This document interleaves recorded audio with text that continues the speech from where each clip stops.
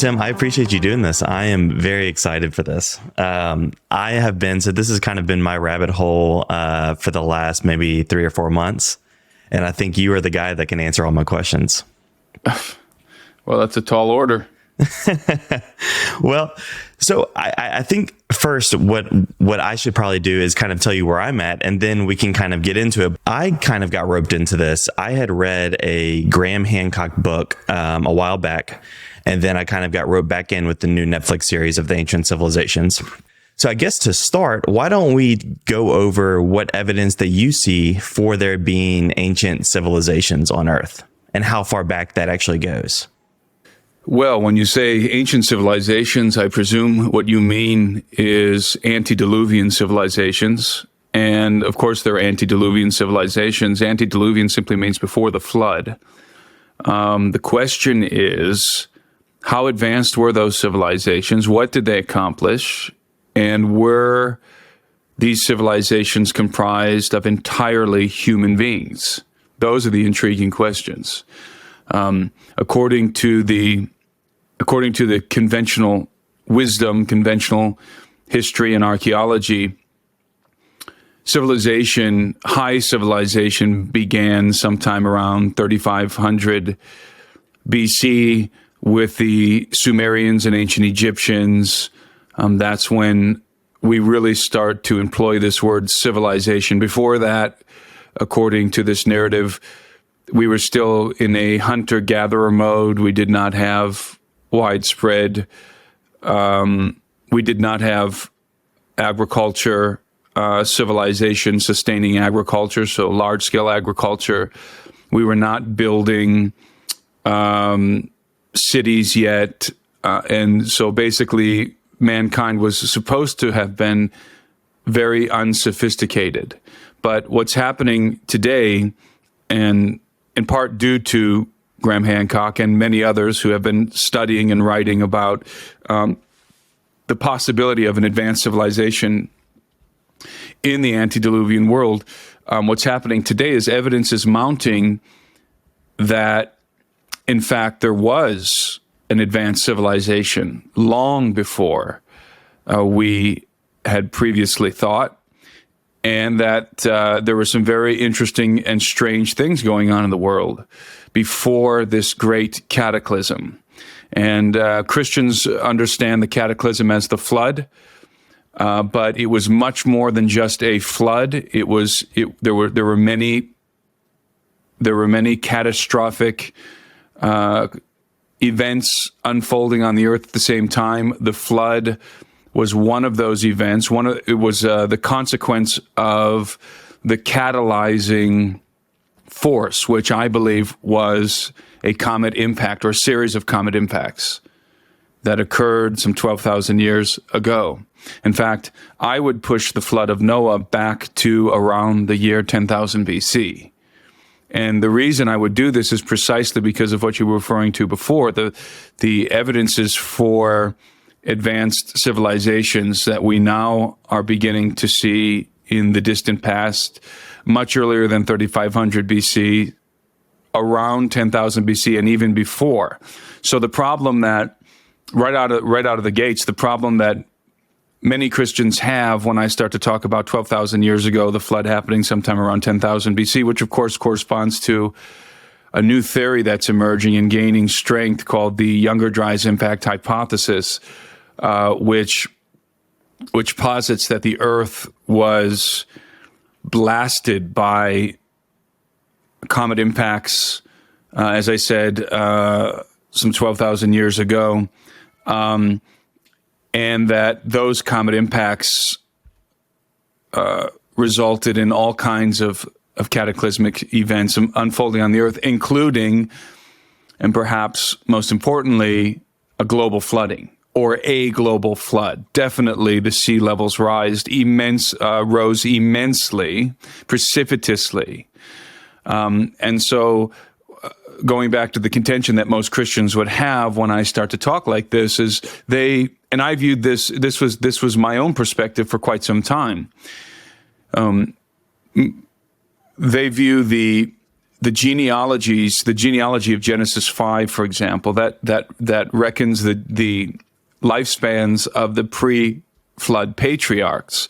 If you take the sum of all of those lifespans, you get a particular number, and then it's taken as sort of a mathematical equation. You can deduce based on the lifespans of these pre-flood patriarchs when the flood occurred and how old mankind is. But the problem is, there's two problems. Number one, most people are basing this on the Masoretic text.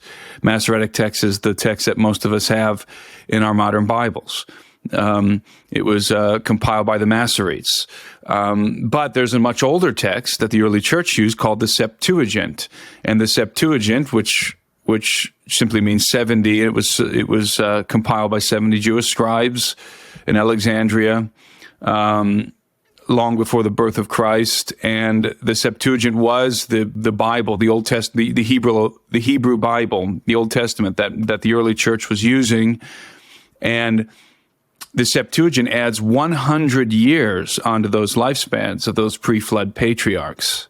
100 years. So that drastically changes the number. It gives you 1,000 more years or something. And then furthermore, I would argue that neither the Masoretic rendering of Genesis 5 nor the Septuagint rendering of Genesis 5 are to be calculated as this linear timeline.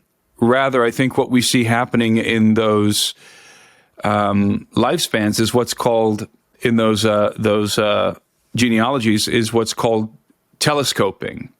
And oftentimes when genealogies are presented in the scriptures, in fact, this is the rule and not the exception, the number of people that are represented in that genealogy are set to a particular number. In other words, this is something that the scriptures that we fail to realize, is that numerology was exceedingly important to the ancients, not just to the ancient Hebrews, but to the ancients in general. And so if you're going to present a genealogy, oftentimes, especially the ancient writers, the writers of the Old Testament, for example, they'll make sure that they telescope. In other words, they shorten or lengthen, usually shortening almost always, in fact, shortening the genealogy so that it fits nicely into one of these important numbers, like 7, like 40, one of these important numbers in the scriptures. And so they'll take out certain individuals out of the genealogy in order to fit one of those numbers, because those numbers have communicative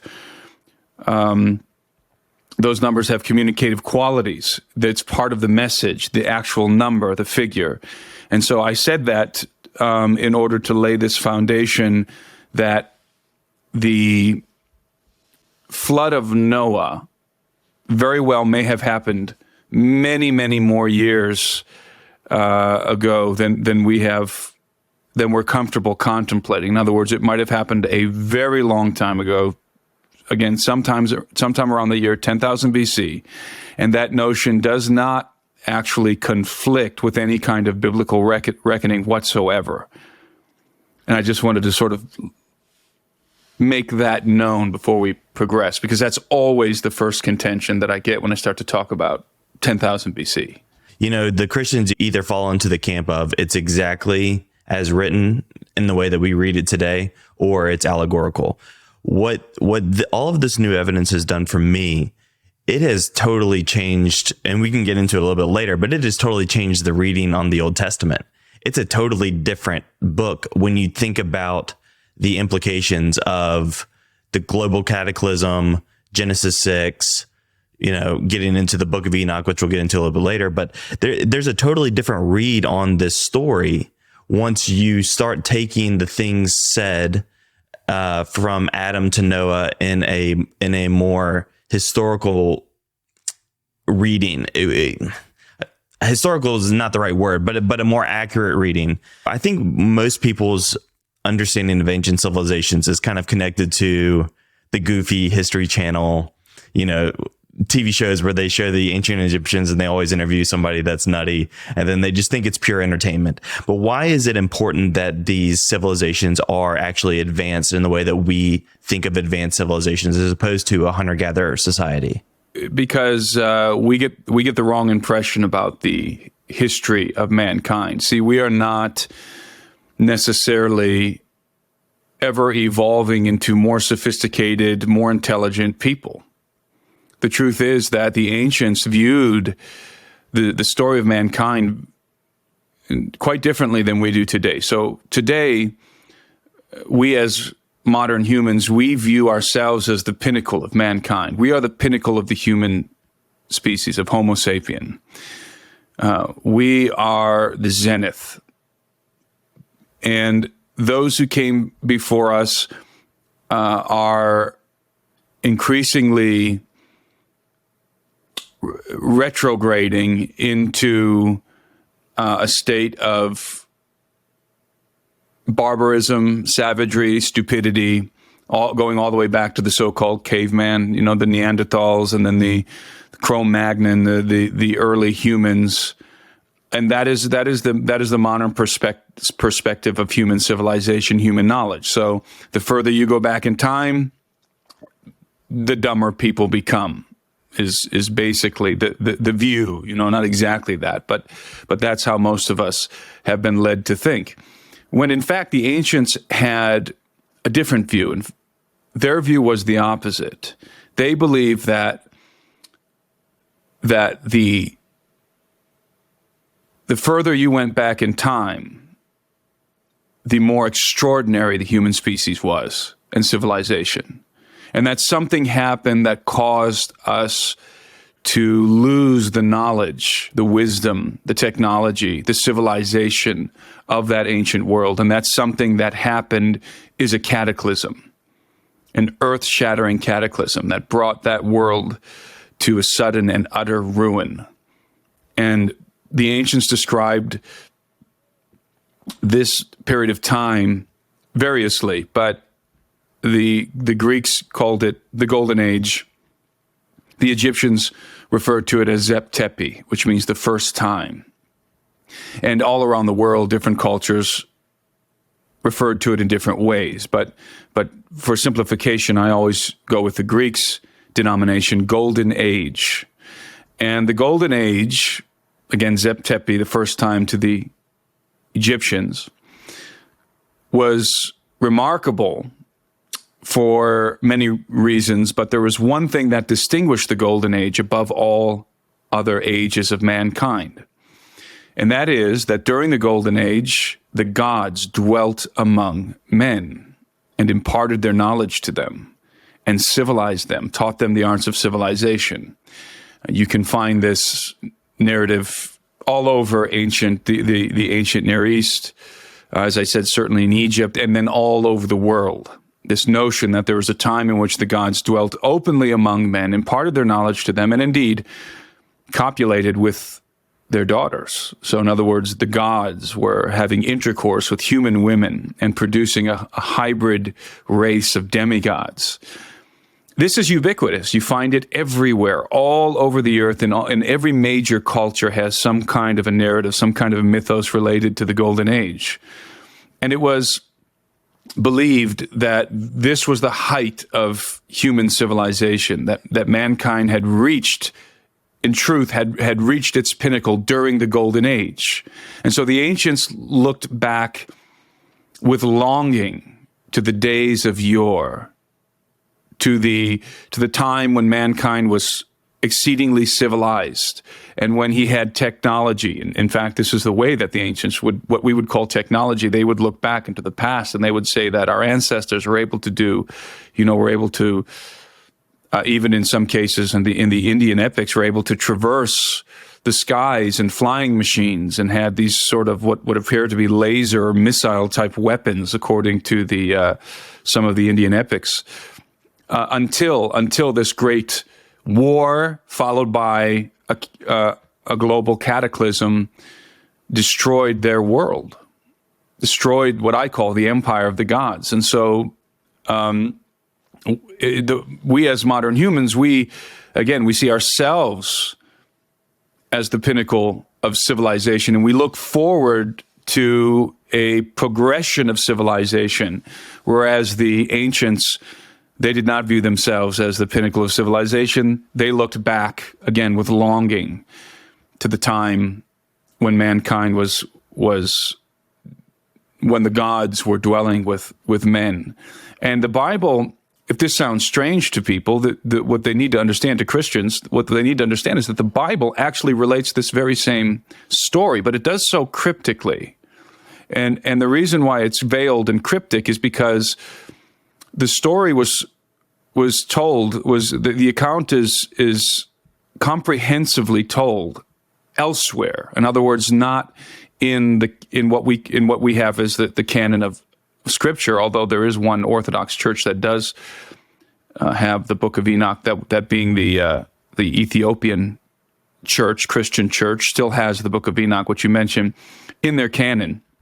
But there were ancient accounts, ancient Hebraic accounts of the Golden Age that exist and that were extremely important to Hebrew cosmology, and which informed the worldview of the Hebrew people.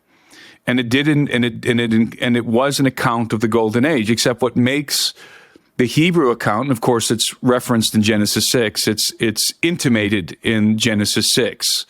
And what makes the Hebrew account so different from the rest of these Golden Age lores all over the world is that the Hebrews view the Golden Age as a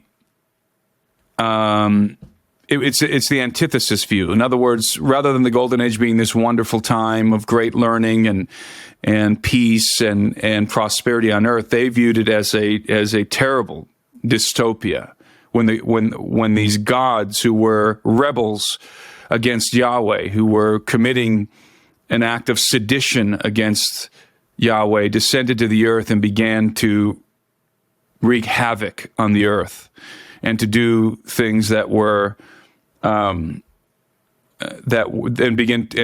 to transgress on the earth. And as a result of this transgression, giants were born who began to devour mankind. And it was just this terrible, nightmarish scenario. And so the Golden Age exists in Hebrew lore. It's just the antithesis of what everyone else says about it. Is there any evidence in the structures, whether it be the pyramids or Göbekli Tepe or any of these ancient structures, megaliths, that they were more advanced than where we are today? Well, we have to be careful with this word advanced. If we are talking about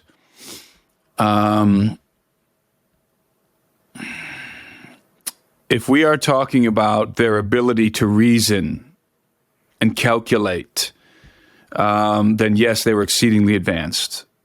Mathematics, astronomy, they were exceedingly advanced. And that is apparent when you begin to look at some of the megalithic structures and some of the other ancient structures, which were clearly built before the cataclysm, in my opinion. And there's reasons I believe that. And you see the absolute mastery that these people were capable of as it pertains to architecture, masonry. They could build things the likes of which we cannot replicate today. Like, for example, the walls of Sacsayhuaman in Peru. There's nothing that we can build today that, in my opinion, would equal what these structures look like when they were first constructed. Baalbek, for example, with its 1,000-ton foundation stones, we can't move a 1,000-ton block today. So there's something very interesting going on in the ancient past. There's technology, there's knowledge that has been lost. And that knowledge I would call advanced scientific knowledge. And that is knowledge, again, that has not yet been recovered. And so in that respect, yes, they were more advanced than we are to some degree. But that does not mean that the antediluvian civilizations had the internet. It doesn't mean that they had computers. It doesn't mean that they had automobiles. it was a different kind of technology, because you have to understand that there are many paths that one can take when we talk about technological development. We've taken a very particular path. We've taken a mechanical path. We use combustion, for example, to move our machines, to move our automobiles, to make our airplanes fly. We use explosions, combustion, but that's just one path of technological development. There are others. There are other paths that we are just beginning to understand today that have to do with harmonic resonance, that have to do with, I'm trying to think of the technical terms for these, that have to do with harnessing the power of the sun, focusing the sunlight into a laser that would allow you to cut through stone and melt stone, and all kinds of what I would call scientific understandings that we are just beginning to discover, and I would say rediscover. I think a lot of this scientific principles, a lot of these technologies were being employed in the ancient world, but it was a different kind of society. It was a different kind of technology. They did not take the same technological pathway, choose the same technological pathway as we have. And our technology is very young. We've only been developing what we would consider to be advanced technology for about a century now. I mean, it's very, and even less than that. It's very, very young. Since the Industrial Revolution, began to create the environment in which we were able to produce the technologies we have today. But again, it's very mechanical. Our world is very mechanical. We've harnessed electricity to do almost everything we do, or internal combustion. But those are just a couple of possibilities when you look at the full gamut of the natural world and what can be achieved, and things that we're beginning to understand today through physics and quantum mechanics. So we should not think that harnessing electricity and internal combustion is the only path, the only technological path that one could take, and the best one. What's so strange about all of this, I think it's hard for people to conceptualize how long 1,000 years is. So you're thinking about the distance between us and Jesus. Jesus is closer to the iPhone than he was to the accepted date of the pyramids, which is very strange. I mean, George Washington feels like 1,000 years ago. I mean, it's such a difference in kind and the way that we live. You're thinking about the distance between us and Jesus. It's so long that I think people can't conceptualize it. And what's so strange about it is you're thinking about how long back the accepted dates are, which I personally think they're incorrect. I think it's much further back than that. But it's weird to think that there was a civilization that is so much, not more advanced, a different type of intelligence that allowed them to do these things, to move the stones from, thousands of miles away in the case of the pyramids, take them down, supposedly down the river, and then install them. And it's hard for people to conceptualize, but I think when you understand this concept that there was an ancient civilization advanced to that level, and they were wiped from the earth, and they weren't just wiped from the earth, the knowledge was wiped from the earth. It was a full-blown cataclysm that erased the history of an entire group of people. It just brings a lot of clarity to me in terms of our place in this, existence with God or just history in general. It's very humbling, and it's a very strange thing to think about the implications of a civilization that long ago. I agree. And what we need to also highlight is, in addition to this perspective that we have as moderns, that we are the pinnacle, we are the zenith of mankind, of Homo sapien. That's an evolutionary perspective in some sense, not it would be also a biological evolutionary perspective, but it would also be a technological evolutionary perspective, that we've summited the mountain, so to speak. But it certainly is not true, biologically speaking. And this is one of the things that really undermines the theory of evolution, that people don't often consider.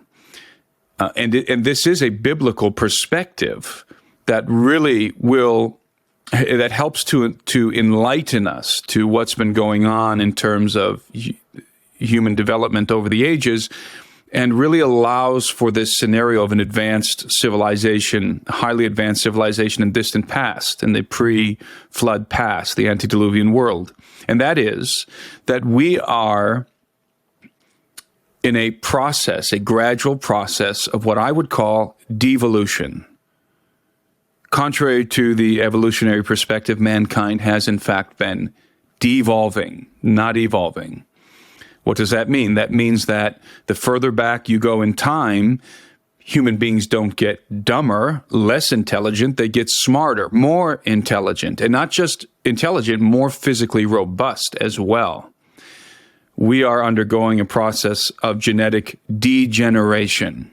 And this is you could call it the first biblical principle regarding mankind, is that we were in the beginning created perfectly, and that we had fellowship with God, and that we had access to the tree of life. So you can think of it, let's think of it in genetic terms. Adam and Eve's genetic architecture was flawless. What does that mean? Because today we are genetic mutants. We are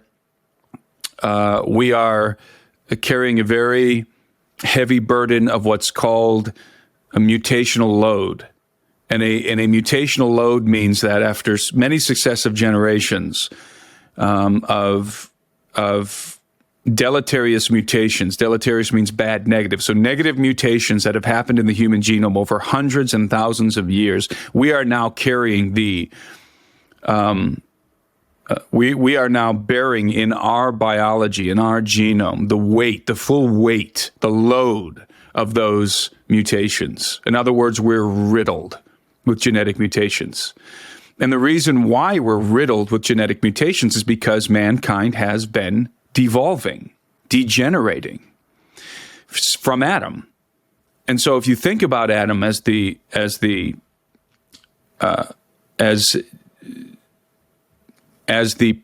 prototype of mankind, again, his genetic architecture was impeccable. There was not a single error in his genetic code.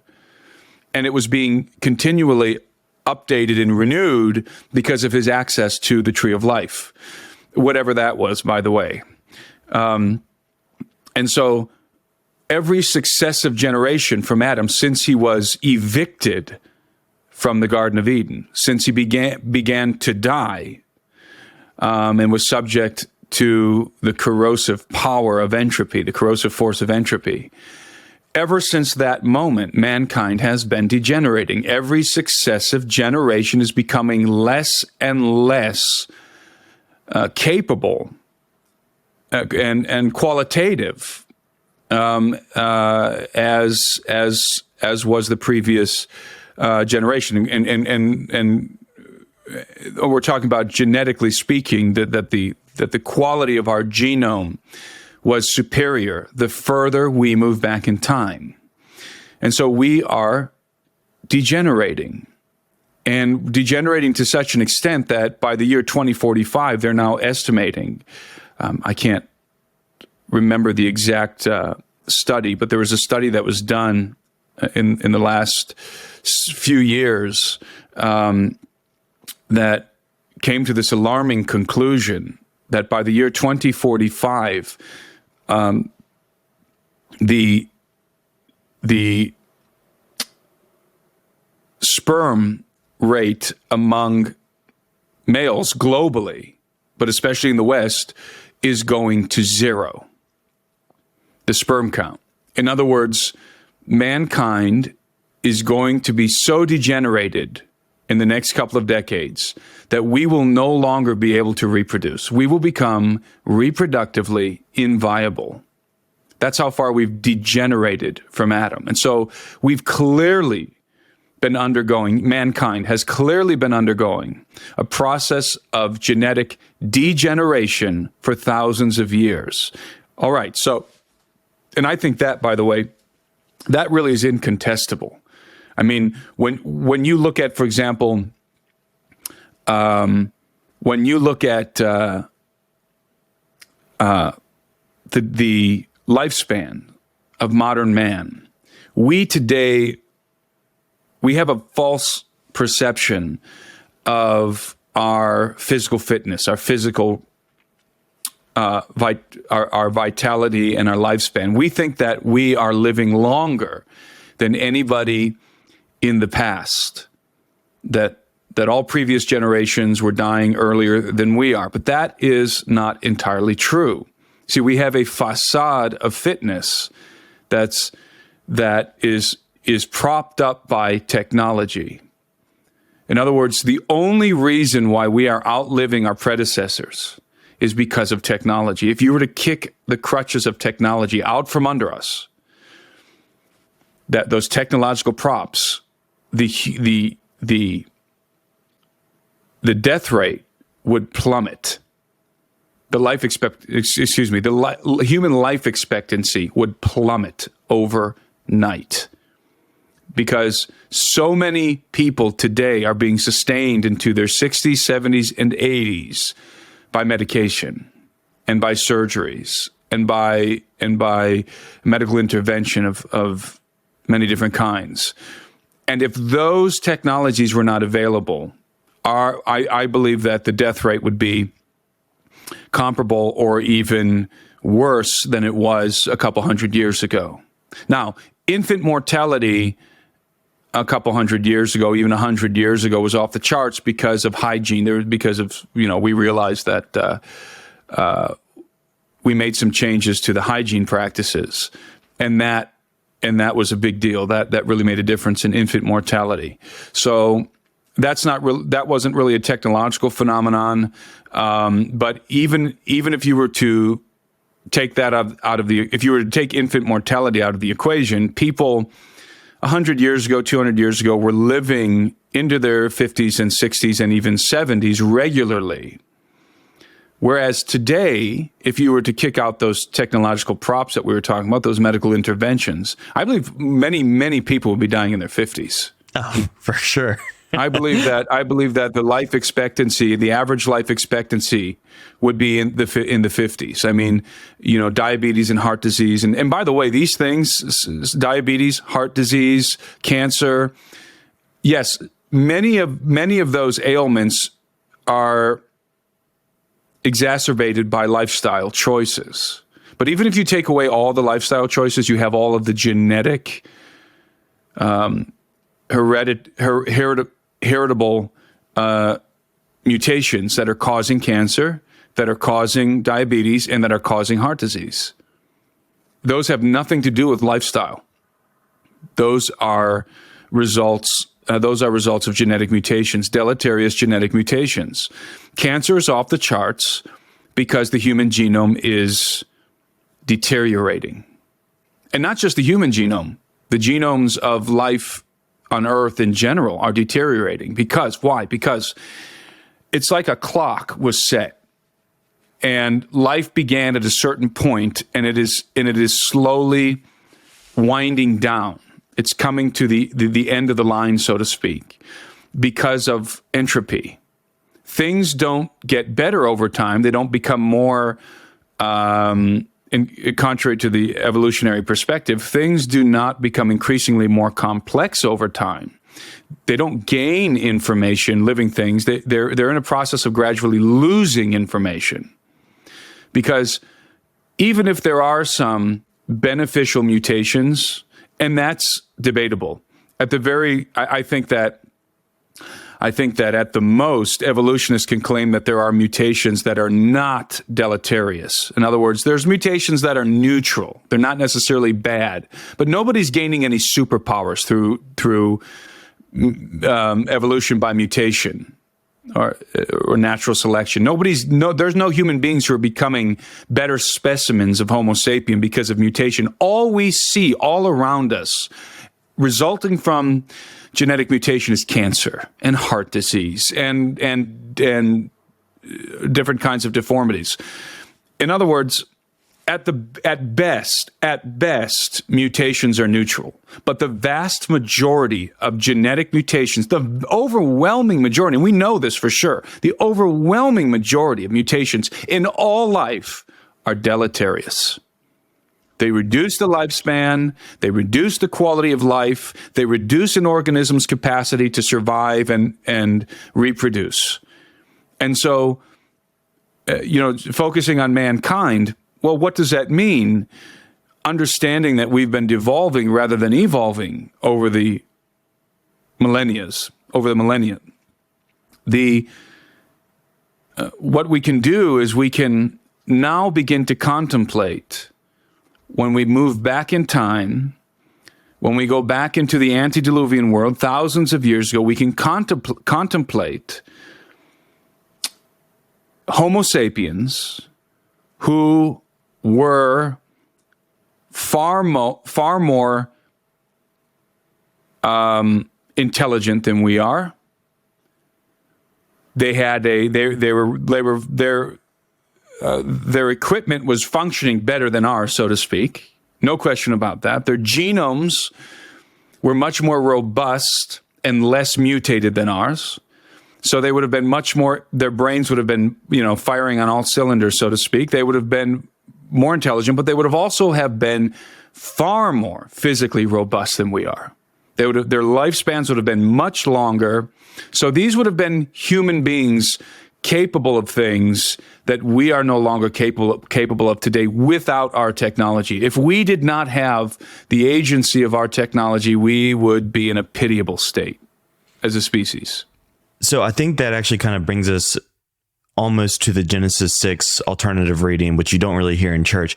Before we get into that, what evidence do you see for the worldwide flood? And then we can kind of get into the reading of Genesis that speaks to the lineage of humans more as something that God wanted to protect. But what evidence do you see for a worldwide flood that would prove its existence, I guess, around 12,000 years ago with the Younger Dryas impact theory? Evidence for a worldwide flood. There's a lot of evidence. Now, let me preface this by saying I do not know, and I don't think anybody really can know for certain, if the biblical flood of Noah, the actual waters that covered the earth, if they in fact covered every square inch of land, as some read the text to mean, or if it was more of a localized flood, but a global cataclysm. And what I mean by that is global flooding as opposed to a global flood. A global flood meaning that every square inch of land was under the water. Global flooding mean that every continent was experiencing catastrophic flooding. Civilization ending flooding. Flooding that would have wiped out every major city, every habitation that was on the coast or the bank of a river would have been absolutely and utterly wiped out. That is true. That at least is true based on what we know about the Younger Dryas impact, that comet impact. Really, it was fragments of a comet, so it would have been sort of like a shotgun. It would have been like birdshot on the Earth in terms of the impacts. There have been many hundreds, maybe thousands. I've even talked to some researchers who think millions of impacts hit the Earth 12,000 some years ago. And so it would have certainly catalyzed catastrophic flooding on every continent. Okay, so I don't know. You can make a biblical argument for either of those realities. And people say, well, the text is clear. It says that, the mountains were under the water, blah, blah, blah.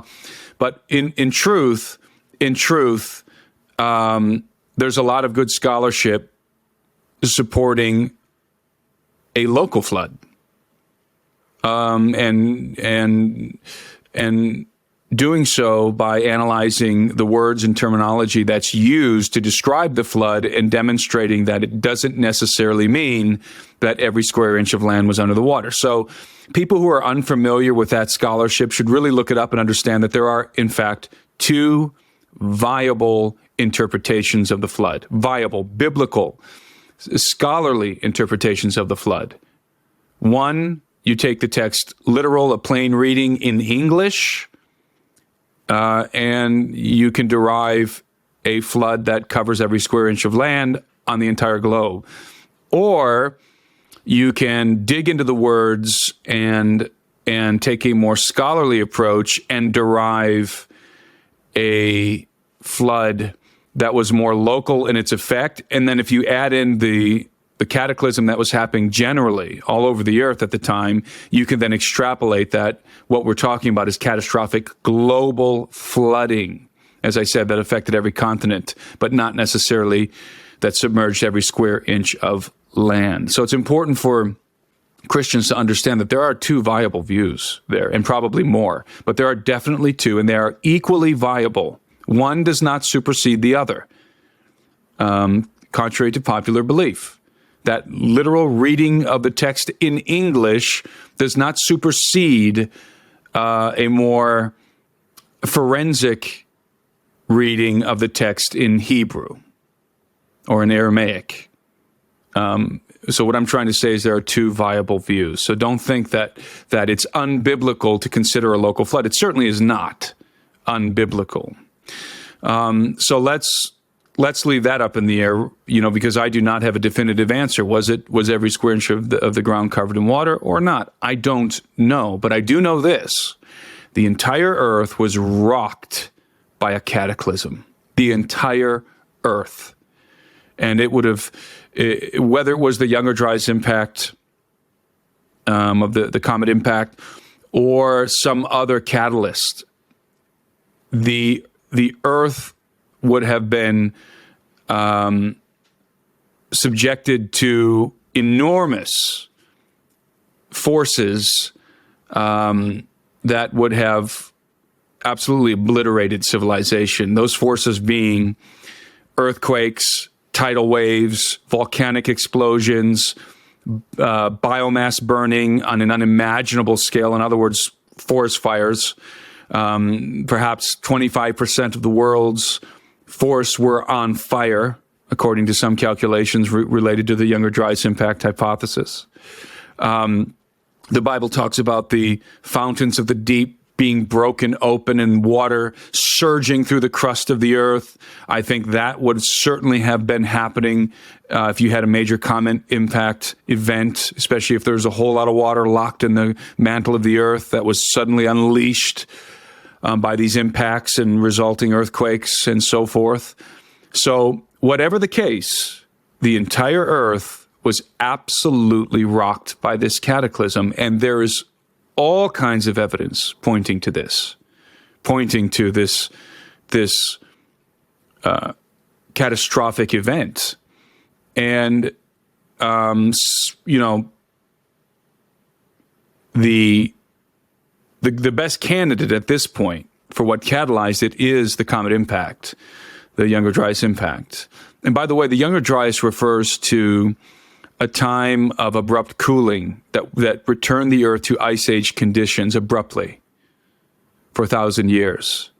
And that happened sometime between 12,800 and 11,600 years ago.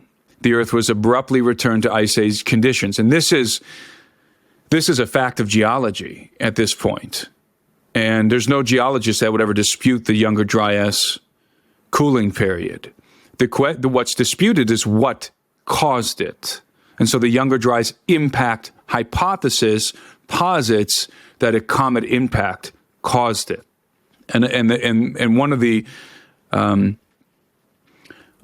results of a comet impact would be what's called an impact winter, which is very much like a nuclear winter, in that when the impact or impactors hit the Earth, the comet fragments slammed into the crust of the Earth. you would have had an unimaginable amount of debris thrown up into the atmosphere. And by the way, the hypothesis, according to the hypothesis, the comet impacts likely struck the Laurentide ice sheet of North America. So it wasn't just that the Earth was being bombarded by these fragments of this comet, but the ice sheets were being bombarded, which would have caused instant liquefying, or liquefaction, I think is the word, of the ice sheets.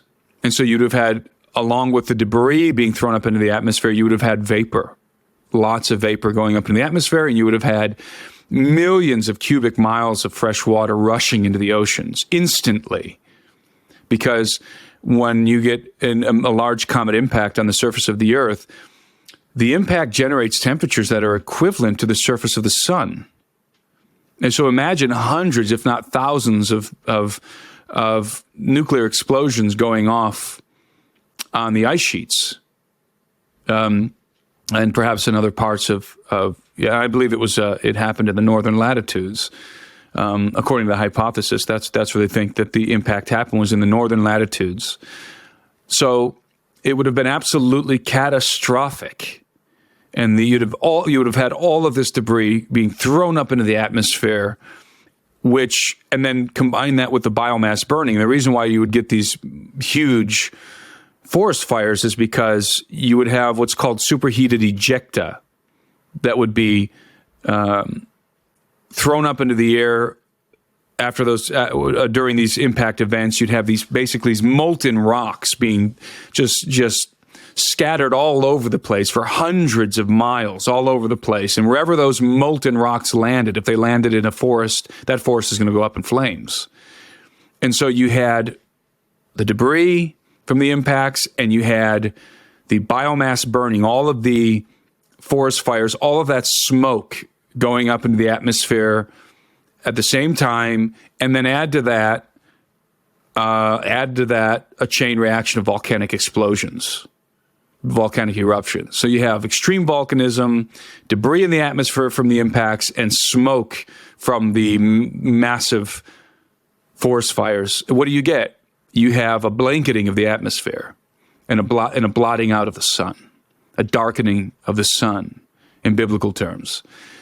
And so in addition to the flooding and the earthquakes and all the other terrible things that are happening on the earth, you now have to contend with an impact winter in which the sunlight is blocked by the debris in the atmosphere and temperatures plummet overnight.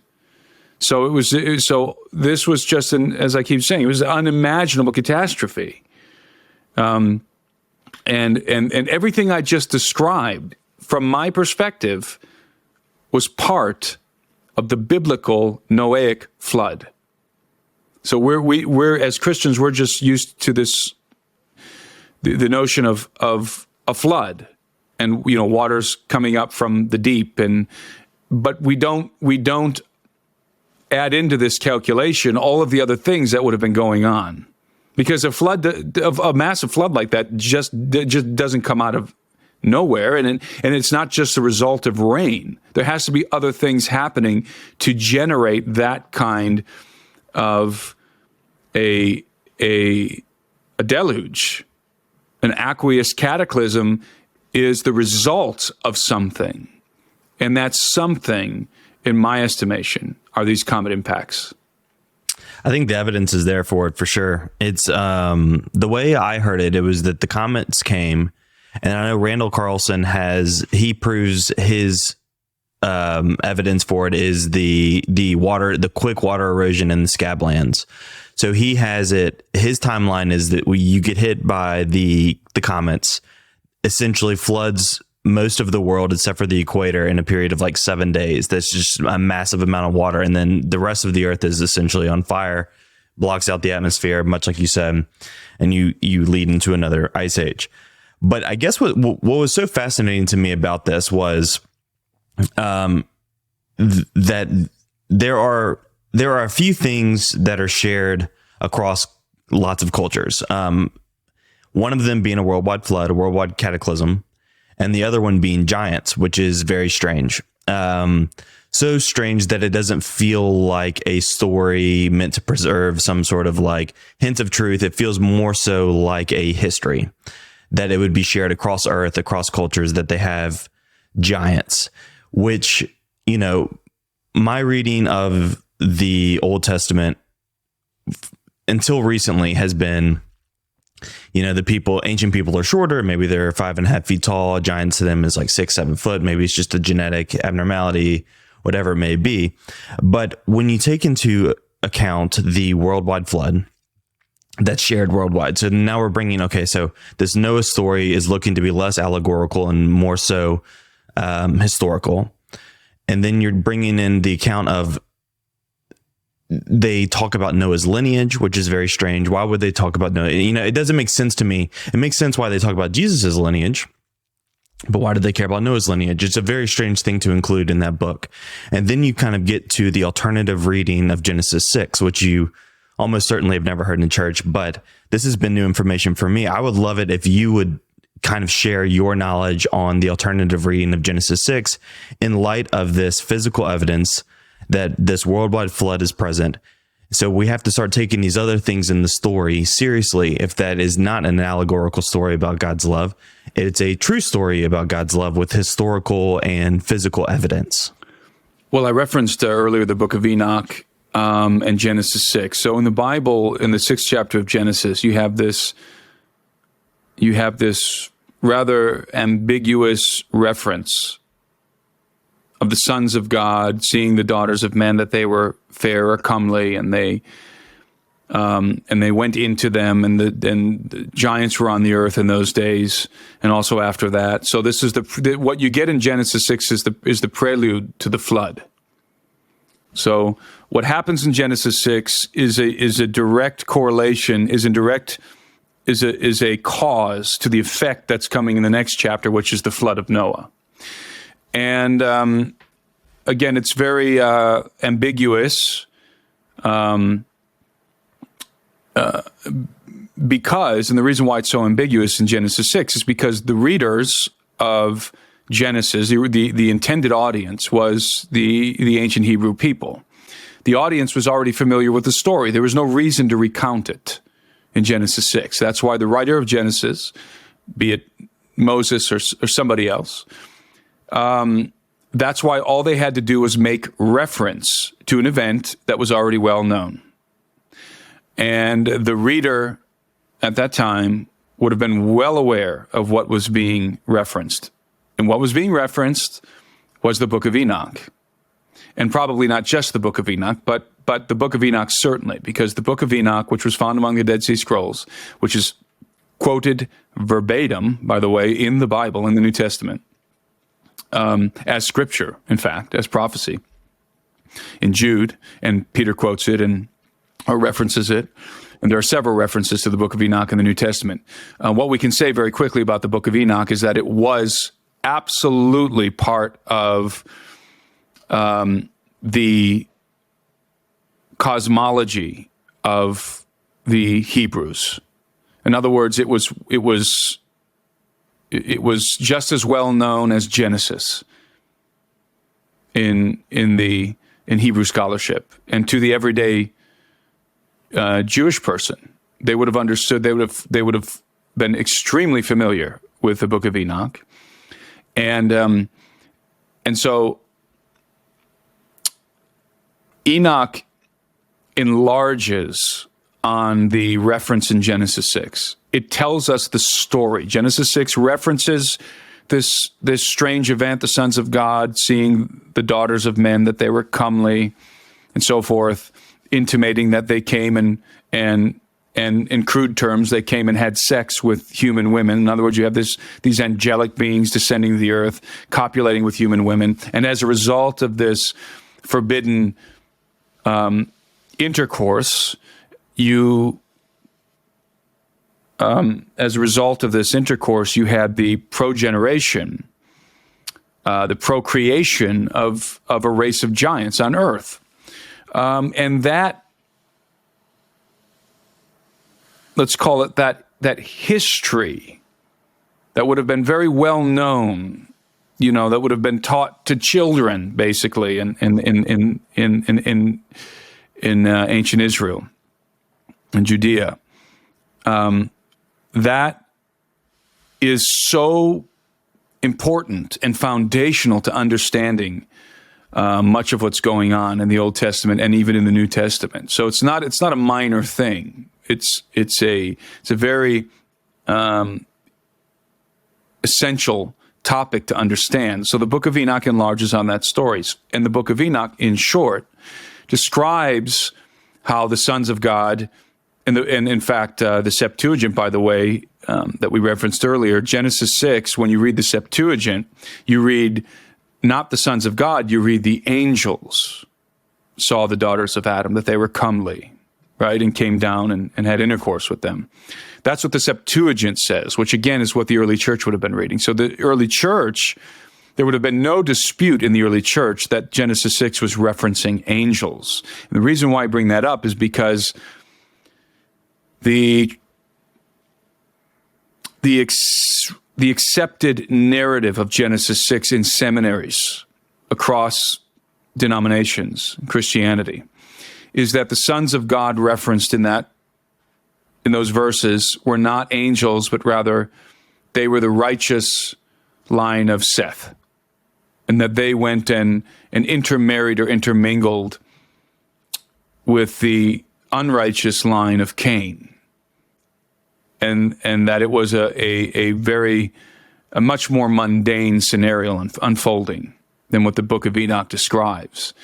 That interpretation is ludicrous. It's completely biblically unsound. There's no way that you can parse that particular narrative with other things that we find in the Bible referencing this event, and certainly not with the Dead Sea Scrolls. When you take an inventory of the Dead Sea Scrolls, and you understand that this event, this Genesis 6 event, is referenced throughout the Dead Sea Scrolls, and it's never referenced as an intermarrying between the righteous line of Seth and the unrighteous line of Cain, you realize that interpretation is invalid immediately. So let's just start there. It's called the Sons of Seth theory, and it is invalid. It is not a sound rendering of Genesis 6. So, the Book of Enoch describes these sons of God as watchers. It denominates them as watchers. The watcher designation, by the way, is found in the book of Daniel. There's some very interesting verses relating to the watchers in the book of Daniel. But the watchers are these very high-ranking heavenly beings. And according to the Book of Enoch, they were observing mankind. They're observing Adam and his descendants, and particularly the daughters of Adam, human women, and they began to lust after them. That's the beginning of this story. These heavenly beings began to lust after human women, which is exactly what Genesis 6 says. But and I think it's more than just lust. I think there were other motivations. I think they were certainly driven by lust, as this primal urge to have wives and to have intercourse with these human women.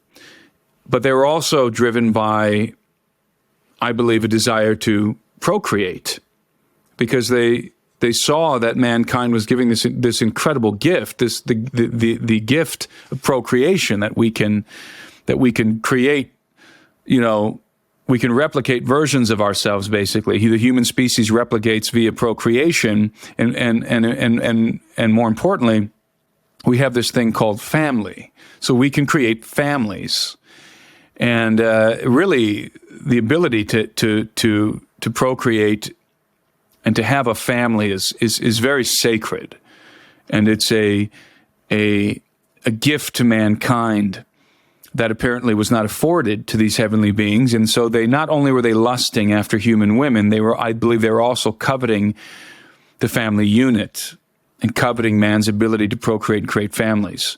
And so they wanted to have children. In fact, the Book of Enoch says so. They lusted after the human women, and they desired to procreate their own children with human women. And I tie this into the underlying principle of my book, which is this notion that that dominion of the earth is the birthright of mankind. We were given dominion of the earth. Our dominion is defended by the armies of heaven, and that this birthright of dominion can be usurped under the right conditions. And in fact, that's what happened in the story of the Book of Enoch, because the third thing, so we talk about that the Watchers wanted to copulate, they lusted after human women, but they also wanted to procreate their own children. That's a second motivation. So the third motivation of what the Watchers did in Enoch was that they wanted to usurp dominion of the earth from mankind. And the way that they would do this would be through the agency of their hybrid offspring, who would have been human enough to inherit the birthright of Adam, because the birthright of Adam is inherited by his offspring. And again, the birthright being dominion of the earth, the deed of the earth. And this all sounds very perhaps esoteric and complicated, but I really lay it out in my book, Birthright. But so what happens next is that the Watchers, they determined that, and there was 200 of them, by the way, according to the Book of Enoch. So these 200 of these angelic beings, denominated as Watchers, both in the Old Testament and in the Book of Enoch, they decided that they were going to do this thing, which they knew was going to be an infraction, a transgression. They knew that God was not going to be happy with what they were about to do, that what they were about to do amounted to a grave sin.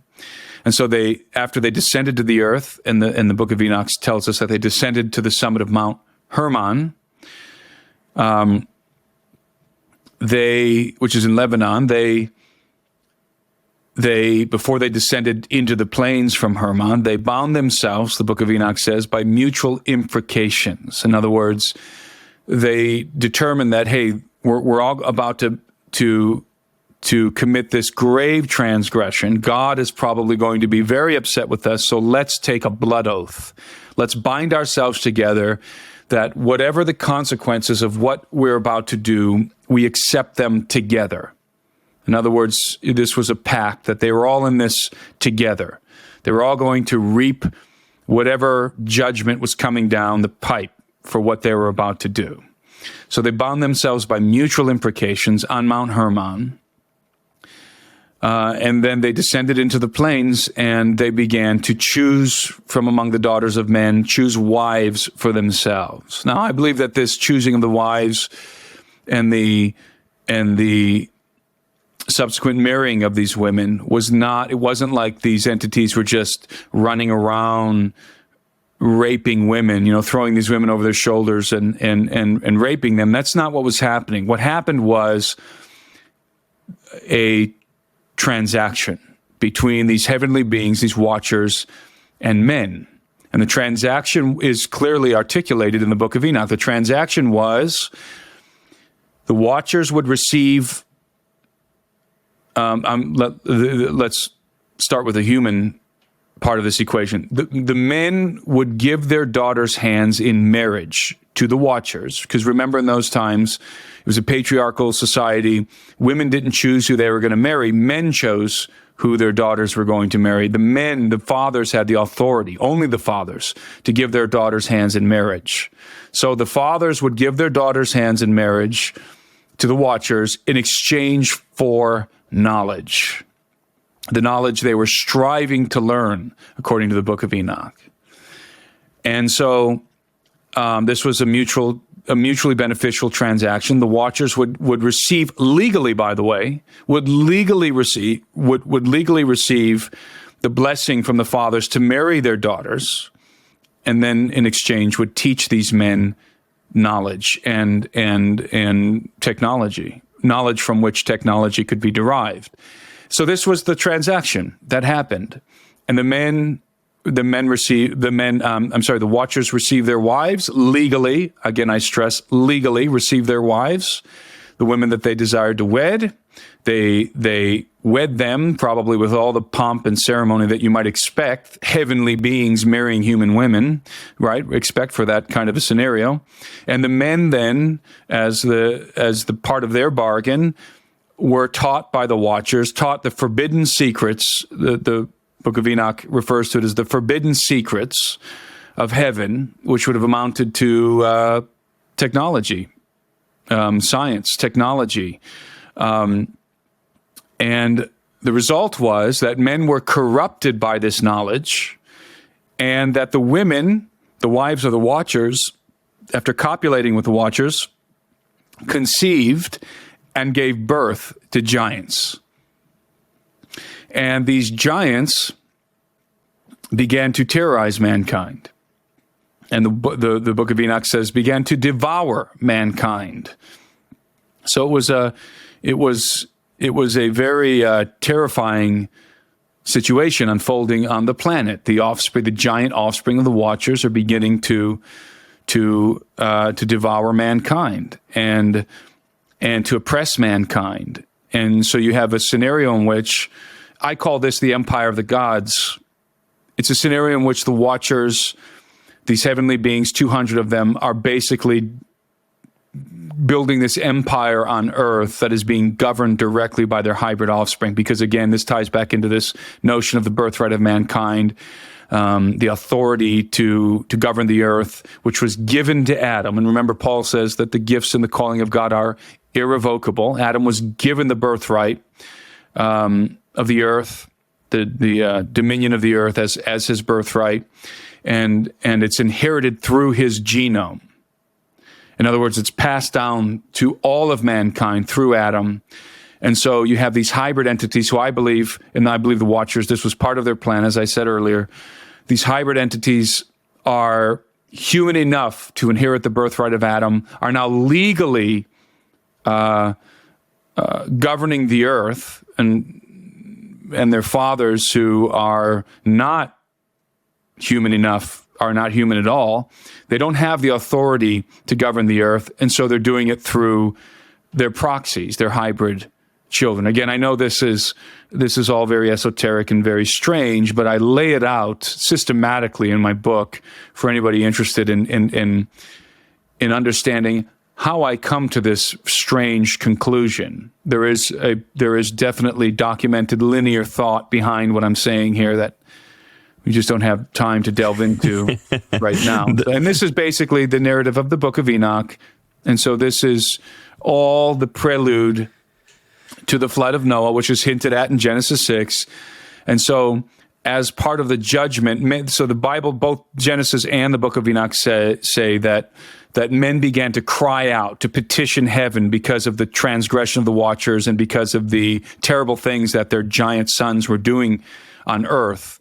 Men began to cry out. The blood of mankind was crying out, and men were crying out to God. And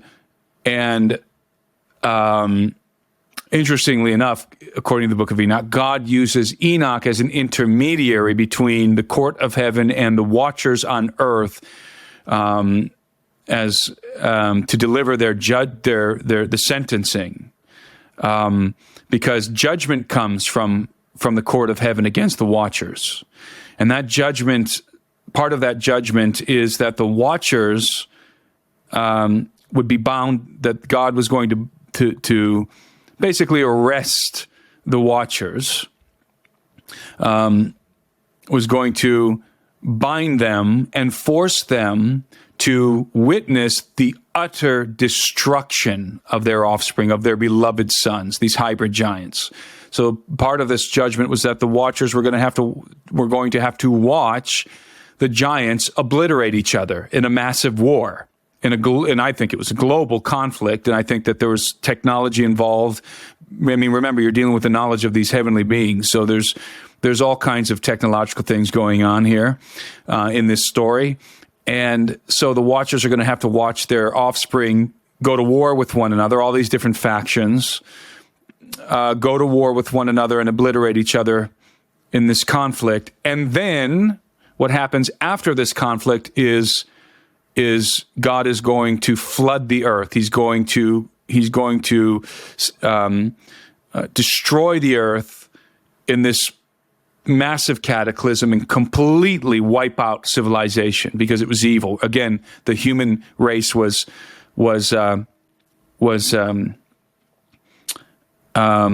corrupted by the knowledge of the Watchers and had become exceedingly evil. The Bible says every thought was evil continually, and so it was just unimaginable debauchery and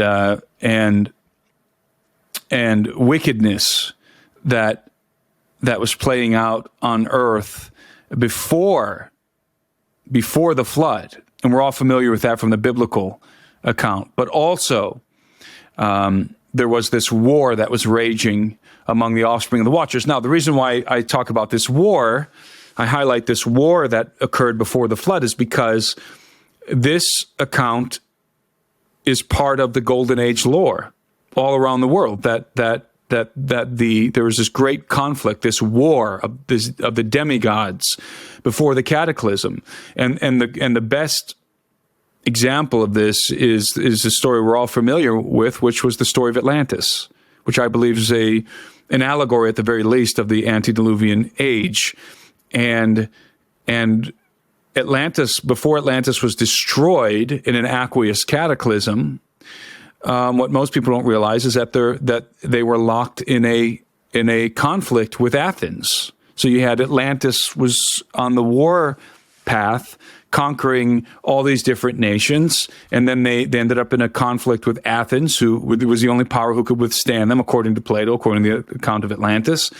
And so there was this epic war happening before the cataclysm destroyed both Atlantis and Athens, indeed the whole world. You find this in the Indian epics. You find it all over the earth, in different mythos. Have you seen the Rishat structure as a potential? Yes, I have. Yeah, I think it's convincing. So I know that there are some people that have spent their life in church that would just freak them out big time. But this is what I would say to those people is, firstly, Enoch is in the lineage of Noah. So he's the great grandfather of Noah. So you have Enoch, Methuselah, then Lamech, then Noah. And it's the story of the time of Noah. The second thing I would say is it brings clarity for me for the Old Testament and some of the New Testament. The Old Testament makes a lot of sense where you have, after Moses leaves Egypt, you have him getting to the promised land, and then they have the race of giants. So God has performed all of these miracles, but they're terrified to move into the promised land because of these giants. So they must have been very formidable, much more so than like a 6-foot tall man. You have a greater understanding of the story of David, because you bring in, if it's a true giant, in the realm of, I think what most people consider to be evidence for is in the 12 to 17 foot. Is that about what you think? You're talking about post-flood giants. There's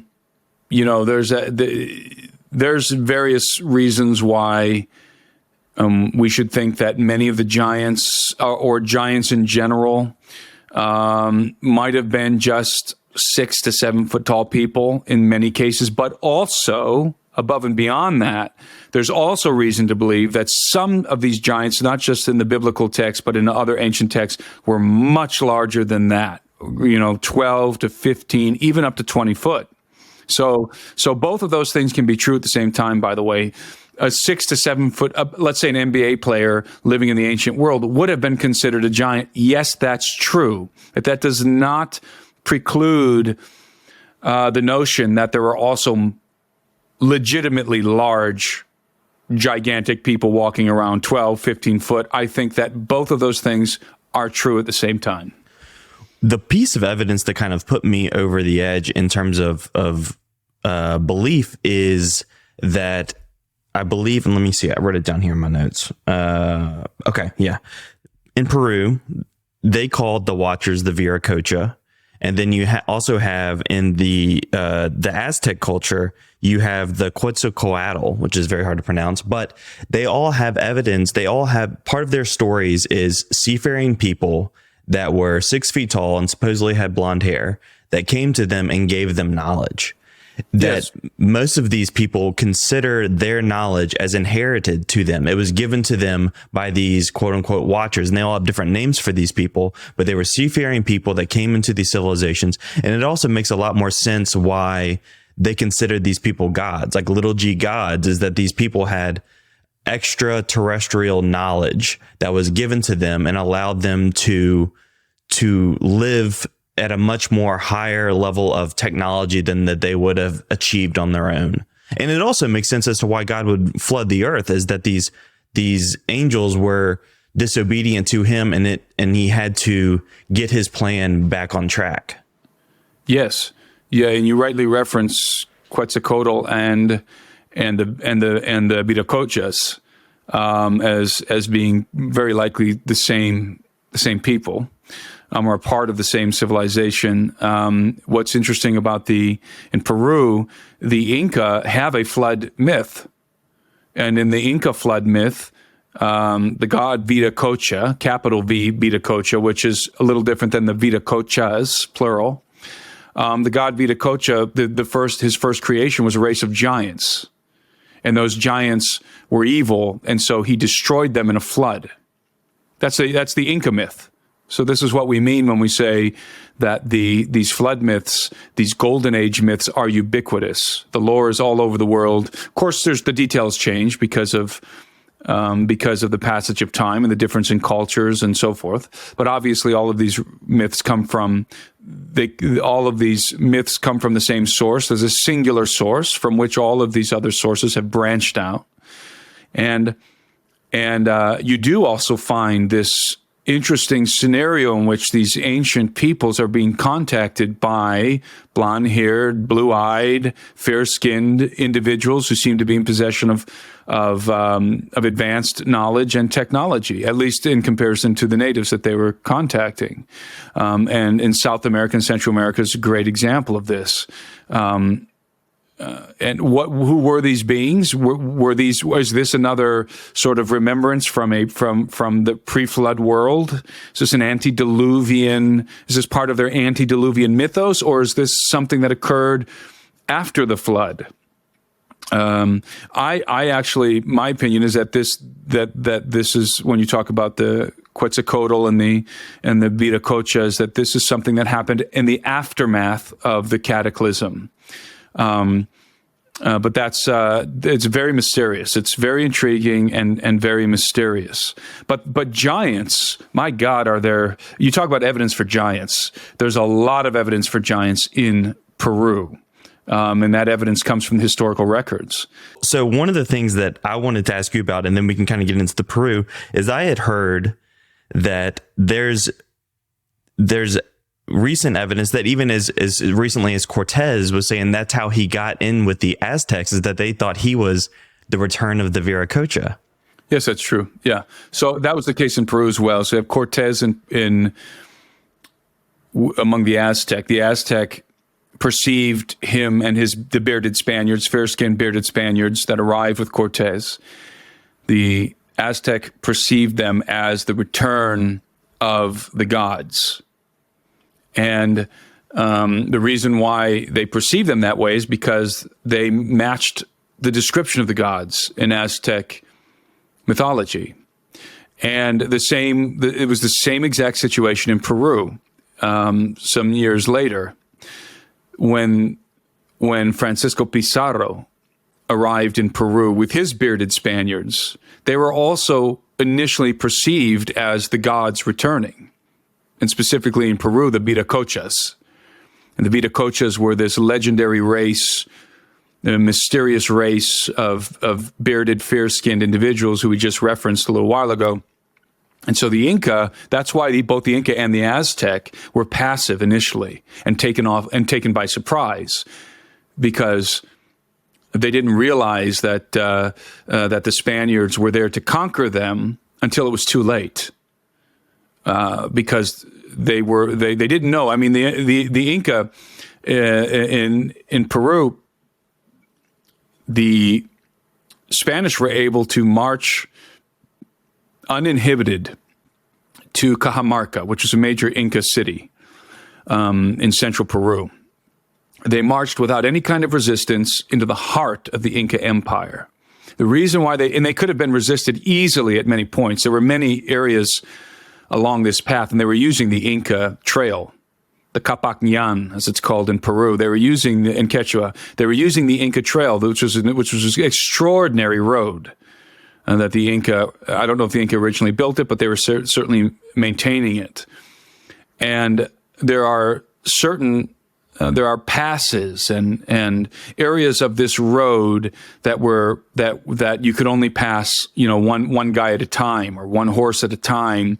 It would have been very easy for the Inca to have assailed the Spaniards at these choke points.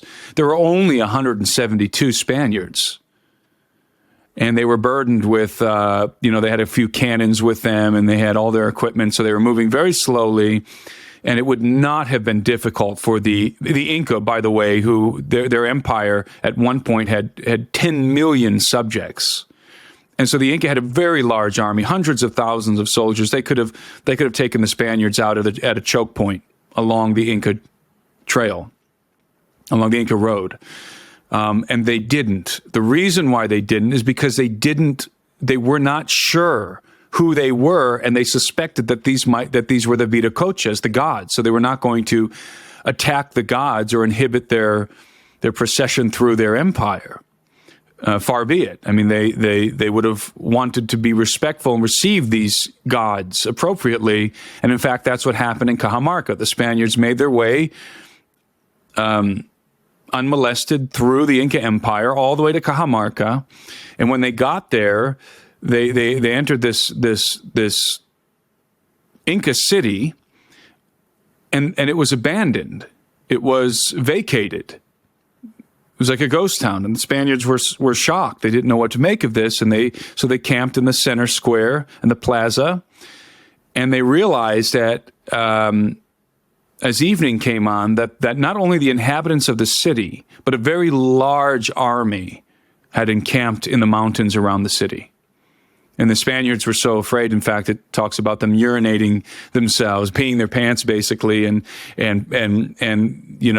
trembling with fear because they realized that they were completely encircled by tens of thousands of natives. And of course, and again, there were only 172 approximately conquistadors encamped in the plaza in Cajamarca. And so what was happening was the Inca, the Sapa Inca, the Incan king, Atahualpa, had arrived, and in fact, he had anticipated the Spaniards' arrival, and he was there encamped in the mountains. And Atahualpa had come to inspect the Viracochas, to come and see the Viracochas, and to really see if these were the gods returning, and to come and greet them. And so rather than being confronted by armies of natives armed with clubs and maces and all the implements of war that the Inca had, the following day, the Sapa Inca Atahualpa entered Cajamarca in his royal litter, and with his procession, with his royal procession of dancers and priests. So that rather than coming in a armed and ready to fight, they were there. It was like this kingly procession with all of the pomp and circumstances of the Sapa Inca entering Cajamarca to greet the Viracochas. And to inquire of them and to see if they really were the gods returning. And it's really a fascinating story because the Spaniards, this was the most fortuitous thing that could have possibly happened for Pizarro and his conquistadors, because what he did was and this is just a little bit of fascinating history of Peru here. What he did was he arranged his cannons and his, what do you call them, arquebucieres or whatever you call them, his gunmen and his soldiers. He arranged them around the plaza because the Inca had these buildings, their their edifices built around this plaza. So he concealed his gunners and his cannons inside of these buildings and his cavalry. And he allowed the procession of Atahualpa to come into the plaza, and they were packed jammed. I mean, the plaza was absolutely packed with all of these Inca, with the procession of Atahualpa, and none of these people were ready to fight. Again, they were coming to either greet the gods, the Viracochas, or at the very least to come in to inspect, to inquire whether or not they were the Viracochas. And when they came into the plaza with this procession, and of course Atahualpa's being carried on his litter, so he's on this litter being hoisted on the shoulders of these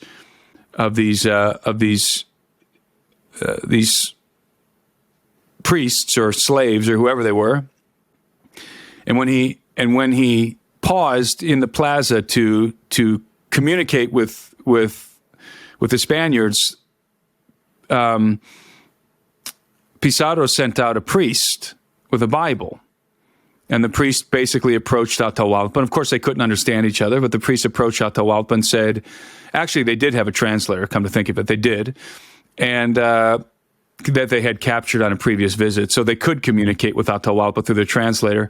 And the priest presented Atahualpa with a Bible and basically told him, we're conquering you in the name of King and the Pope, in the name of the church and the king, Spanish king. And they handed Atahualpa the Bible, and Atahualpa, he threw the Bible on the floor, basically. He cast it aside because it, meant nothing to him. And the Spaniards took this as justification to open fire. So that's exactly what they did. They opened fire with their cannons and their guns. They opened fire basically into this mass of unarmed natives crammed into the plaza. And it was just pandemonium. And then they unleashed their cavalry. And in one fell swoop, the Spaniards defeated the Inca Empire because, there were other battles, but this really was the nail in the coffin, so to speak, because they captured Atahualpa. And the Incan Empire it could not function without the Sapa Inca, without the Inca king, the Inca emperor. It could not function. It was like the machinery. This was like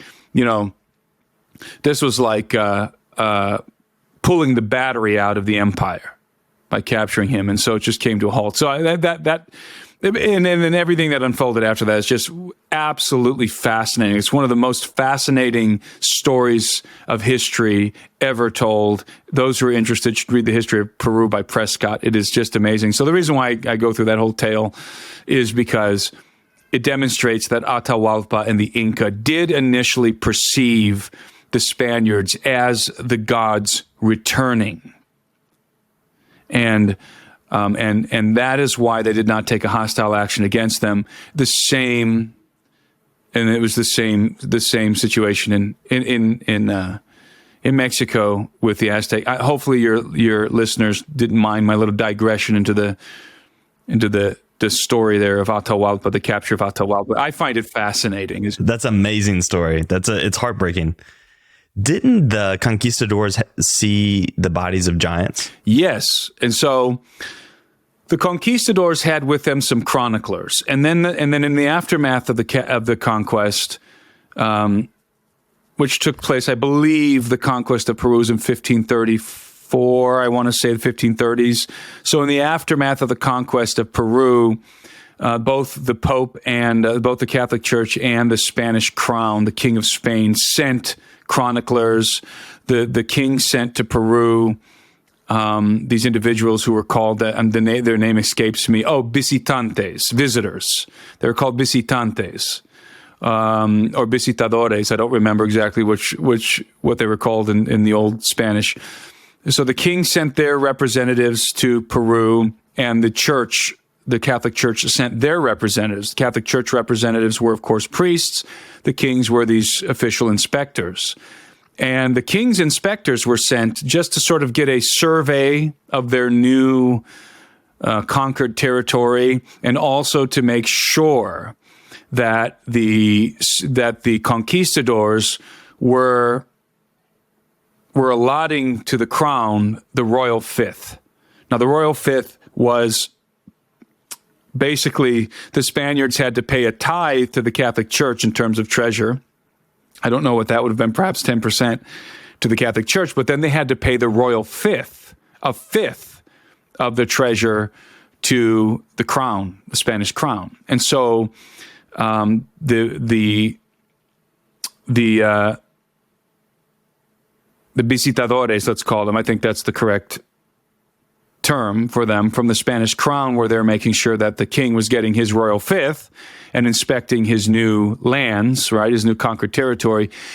And in concert with that, the Catholic Church was sending its priests to convert the natives and also make sure that the dominance of the church was being established in every province. So those two things were happening simultaneously. And so what that amounts to was a very accurate accounting of what was being discovered and what was happening in Peru during and after the conquest, politically, and as it pertains to the treasures that were being recovered and what was happening in the country generally, right, and what was happening in the territory, in terms of politically and in terms of the conversion of the natives. And so that's where we get the Chronicles from. And the individuals, both the visitadores and the priests, were chronicling what we now know as the history of Peru. And these chronicles, the originals, you can still read them in Lima, and I have read through some of them in the old language, in Old Spanish, Old World Spanish. So I went to Peru I lived in Peru for 10 years, by the way. But I did a research I was making a documentary film. I was up in Puno and different parts of Peru, documenting and researching evidence for giants in Peru. And I was working with a historian, a very well known historian by the name of De la Vega is his last name. And he was an expert on the Inca and on the Chronicles of Peru. And I met with him and I asked him if he was familiar with any accounts of giants, historical accounts of giants in the Chronicles. And he said, let me take a look and get back to you. And so the next day, he came to my hotel with a disc in hand. And he said, I really wasn't sure what I was going to find when looking through the Chronicles. They have access. You can access, these historians in Peru and elsewhere can access the Chronicles. They're in digital format now. And so he went and did a word search, and he ran through and he browsed the Chronicles, the historic account of the conquest of Peru and what happened in the aftermath. He browsed the Chronicles, and he came to me the next morning. He said, I was shocked to find so many accounts of giants. He said, I found just some of them and highlighted them for you in the Chronicles here. And he gave me the disc. And so I read through the highlighted portions of the Chronicles that he had provided me in this database, and I was also shocked. It's rife. The Chronicles. And by the way, these are the historical accounts from which we derive the history of Peru. Right in the midst of these accounts, they are rife with stories of not just the natives pertaining to giants, but of the chroniclers themselves and the conquistadors finding the bones of giants all over Peru. Dozens of accounts. In one account, this one comes from, what's his name?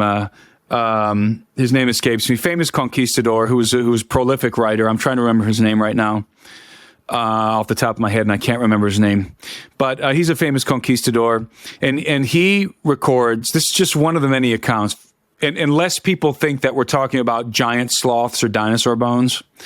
So the conquistadors were moving north up the coast of Peru in this particular account, and they came upon they came upon a riverbed that had been washed out, like there had been a flood. The river had flooded, had overflown its banks. And so the bank was torn up, and it had exposed a giant sarcophagus, a large sarcophagus. And the sarcophagus was open, and within the sarcophagus was the body of a giant, the full skeletal remains of a giant humanoid. Now, first of all, the fact that there's a sarcophagus here belays or any kind of notion that this was a giant sloth or something. And this skeleton was so large, the skull of this skeleton was so large that they record that the chronicler records that that one of the conquistadors passed his blade through the eye socket, so that the tip of the blade, so that the hilt of the sword couldn't go any further into the eye socket, because what am I saying here? What I'm trying to explain here is that the skull was so large that the blade, before it touched the back of the skull, the hilt of the sword was running into the eye socket. It was so large that the entire blade fit between the eye socket and the back of the cranium, is what I'm trying to say. We're talking about a rapier, okay? That was at least 23 inches, if not 30 plus inches long. So that's a massive skull. And so this was a huge giant. We're talking probably around 15 foot tall, 12 to 15 foot tall. Okay. That's one story. Another story is that, and then of course the chroniclers are saying, they're finding the bones and bodies of giants all over the place. Well, there's this one story, and again, I can't remember the name of the chronicler. This is a Catholic priest. I do remember that it was in a document called The Extirpation of Idolatry in Peru.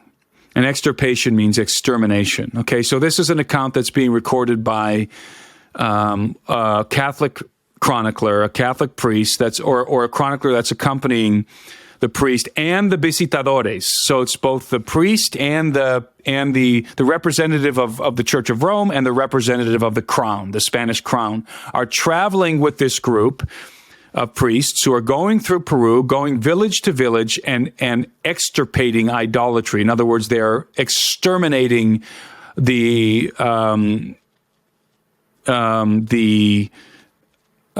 idols and the artifacts of idolatry as they're going from village to village. And that's what they're recording. If you read this document, you see that they're going through village to village. They go into the village. So this is their operating procedures. They'll go into a village, they'll inquire of the natives about their idols and about their gods. They'll collect all of the paraphernalia related to the idolatry of the natives, to their worship of whatever they're worshiping, and then they would burn them. And who knows what else they would do? Maybe burning the priests at the stake. Not the priests, the shamans and the different religious figures related to these idols, maybe killing them, who knows? But certainly burning the artifacts, the paraphernalia related to idolatry. They were extirpating idolatry, village to village. And there's just one really fascinating account that is related with great detail that I read in the Chronicle. This is one of the accounts that was highlighted for me by the Peruvian historian by De la Vega. So this group of, again, representatives of the Catholic Church, representatives of the royal crown, enters this particular village of natives. And when they inquire what the gods of these natives are, where their idols are, the natives led them to a cave. And they say in the Chronicle that they realized that the natives were worshiping something, some idols were in the cave. And so they went into this cave to go and get these idols and burn them. When they entered the cave, the first thing that they found, they say, was the body of many dead Gentiles. Many dead natives that had been sacrificed, presumably in an act of human sacrifice, to whatever they were worshiping in the cave. They said the dead bodies of the Gentiles were lying all over the floor. Now, whether that means there's skeletal remains or actual bodies, I don't know. But they were surprised when they discovered the objects of worship, because they were not mere idols. Rather, they were giants who had been seated. There were several giants, I believe. I can't remember how many. There was several gigantic corpses or bodies of giants that were propped up, and you get the when you read the Chronicle, you get the notion, you get the idea that these giants were propped up, maybe seated, they were mummified, and in fact, they were dressed in cumbia. And cumbia is the ceremonial dress of the natives. So you had like these mummified giants dressed in the ceremonial clothes, propped up, seated in this cave, and the natives were worshiping these beings. These were their idols that they were doing this human sacrifice to. And so, and it says, the chroniclers say that they were 6 times the size of a normal human being. So let's say that you know, let's be super conservative, okay? Let's say that in fact that's a wild exaggeration. Let's say they were just twice as large as a normal human being, and let's say that the stature that they're referencing here is maybe 5.5 feet. Let's be super conservative. Let's say 5.5 feet, and the giants were just twice as large. You're still talking about giants that are over 10 feet tall. It's unbelievable. Okay, even if you're super conservative. Now, the chroniclers say 6 times the size of a normal man. Now, because the natives were worshiping these giants, and by the way, the natives told this group of people who were moving through Peru, extirpating idolatry, they told them, this delegation, that these giants were their ancestors, and that they were worshiping them. And the chroniclers record that the giants had disfigured skulls. And in fact, I can't remember the exact way that it's said, in deformed skulls. And so I interpret that, and I'm taking a little bit of liberty in my interpretation here, I interpret that as elongated skulls. So you have these at least minimum 10-foot tall giants in this cave, mummified giants dressed in ceremonial garb, that very likely have elongated skulls that are being worshipped by the natives. This comes from the exact same documents from which we derive the history of Peru. This isn't like some, esoteric document that has nothing to do with the official documentation for the history of Peru. No, these are the same documents. And so what this delegation did was, because the natives were worshiping these giants, it says that they removed the giants from the cave and they burned the bodies in the village. So they removed the giants, probably, who knows, I don't know if these were just skeletal remains, probably not. It sounds to me like they were mummified remains dressed in ceremonial cloth with elongated skulls. And the chroniclers the delegation removed the bodies from the caves, brought them to the village, and burned them in the sight of these natives, and then forcefully converted the natives to Catholicism, and probably put to death the ones who refused conversion. Okay, so that's one. Those are just 2 stories, okay, out of dozens. And in some accounts, the giants that are discovered have bracelets on and have necklaces and stuff, and in different kinds of ornaments. So we're not talking about dinosaurs. We're not talking about giant sloths. We're talking about giant humanoids. And the natives in Peru told this delegation and told the conquistadors and told the chroniclers that long ago, a race of giants had inhabited their land, and that those giants were destroyed in a flood or in the wrath of God. There are various tales. So and not only that, but the natives in one of these accounts told the conquistadors that the giants that existed, that inhabited their land before the flood were larger than the ones who lived there after the flood.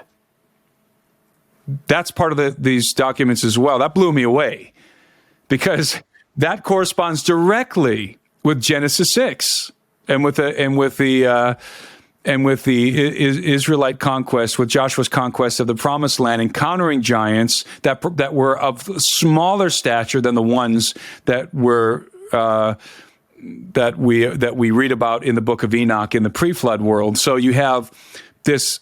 In Peru, you find this correlating mythos that the giants before the flood were larger than the ones who existed in the world afterwards. But in Peru, you have the bones are being discovered during the conquest. And in fact, some of these bones in one of these stories, after the conquest of Peru, when Lima had been established as the primary city by the Spaniards, you had all the treasures and artifacts that were filtering through Lima and then going over to Spain.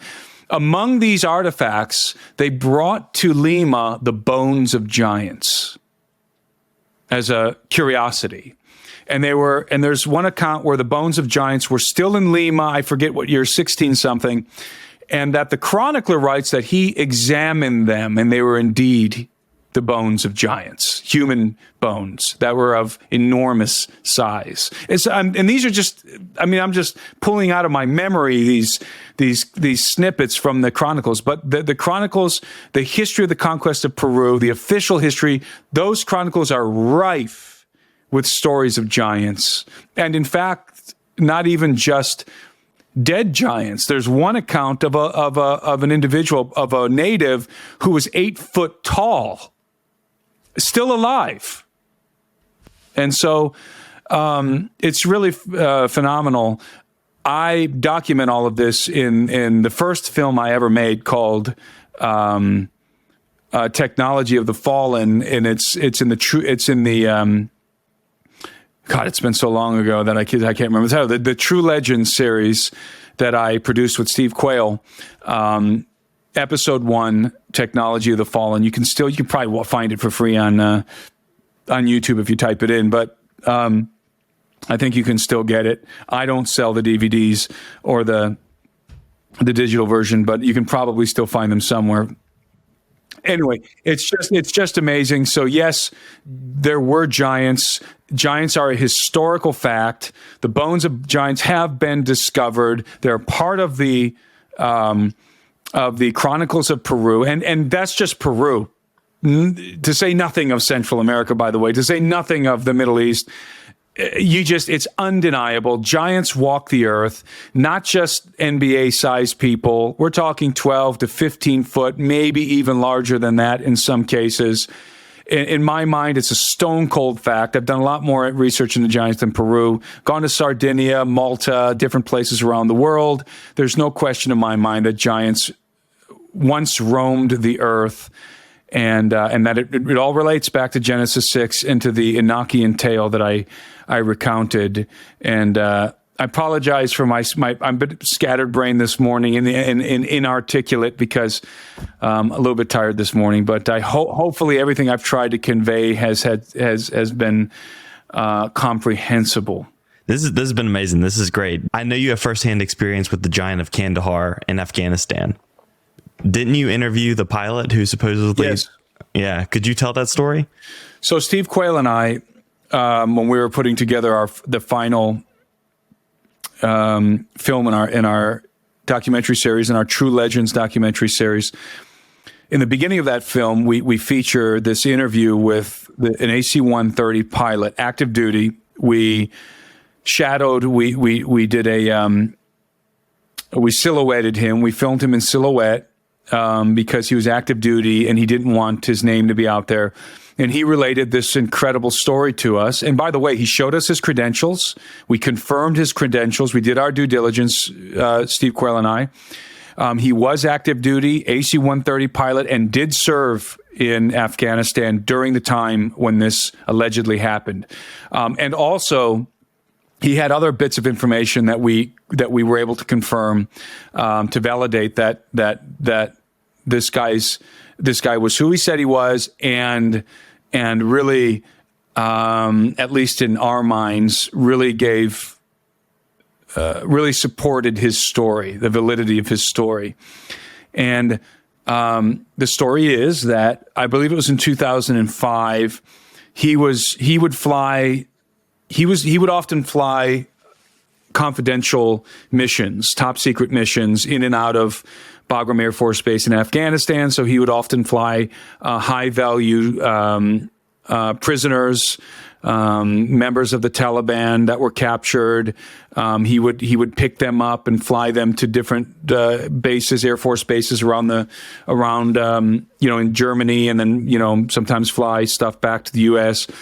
So he was often involved in top secret missions. So the one day they told him he had to. There was a pickup in a top secret pickup in, or whatever the terminology was, in Bagram Air Force Base in Afghanistan. So he thought this was just going to be a typical, mission where he was going to go in and pick up a high value prisoner or whatever.